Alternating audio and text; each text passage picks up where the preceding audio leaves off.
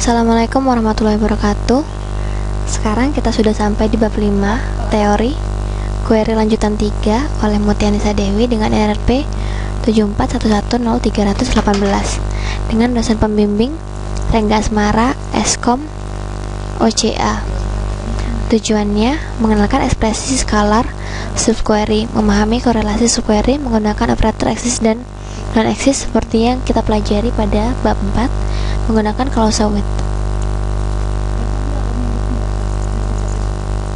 Ekspresi skalar subquery. Ekspresi skalar subquery adalah sebuah subquery yang hanya mengembalikan satu nilai kolom dari satu baris. Skalar subquery dapat digunakan dalam Oracle 9i. Satu kondisi dan ekspresi sebagian dari DOD dan EASE, kemudian klausa select kecuali dalam grup by. Contoh skalar subquery dalam ekspresi YC case select employee class name case when department ID.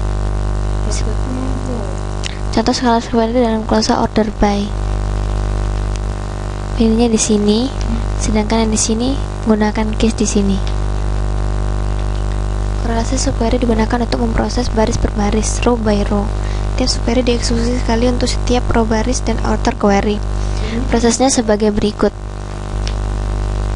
ambil, jalankan, gunakan, dan loop.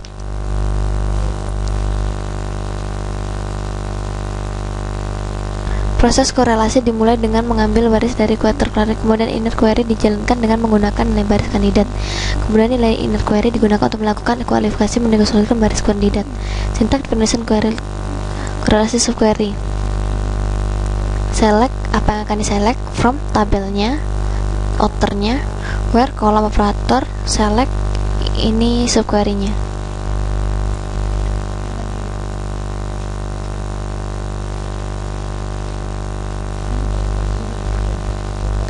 Kita mau ganti job sedikitnya 2 kali. Di sini adalah query untuk menampilkan detail pegawai yang pernah berganti job sedikitnya 2 kali. Select A employee ID, last name ID, job ID from employee idealiskan dengan E, di mana where 2 kurang dari select count from job history, where employee ID sama dengan A employee ID.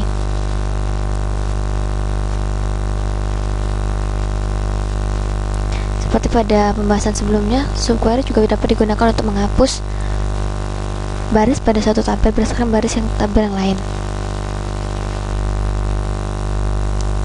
Operator eksis dan non-eksis. Operator ini digunakan untuk memeriksa apakah baris itu ada ataupun tidak ada. Jika ditemukan, maka pemberian nilai dilanjutkan dalam inner query. Kondisi ditandai dengan true. Jika nggak ada, maka kondisinya akan jadi false. Berikut contoh menggunakan operator eksis untuk mencari pegawai yang memiliki sedikitnya 1 orang bawahan. Select employee ID, last name, job ID, department ID from tabel employees, outer, where eksis select X from employee, di mana manager ID sama dengan outer.employee ID. Maka akan dihasilkan tampilan tabel seperti di bawah ini. Sama dengan eksis, di sini akan kita gunakan operator not eksis. Ini sudah pernah kita bahas dalam pertemuan sebelumnya, yaitu pertemuan 4, penggunaan Clausewitz.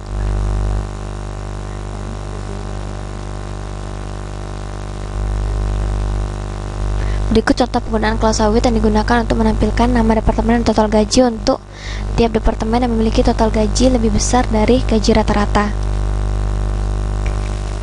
With yaitu membuat dan bentuk tampilan baru dengan departemen cost as select department number, show a salary as department from tabel employee dan tabel departemen. Cuci muka.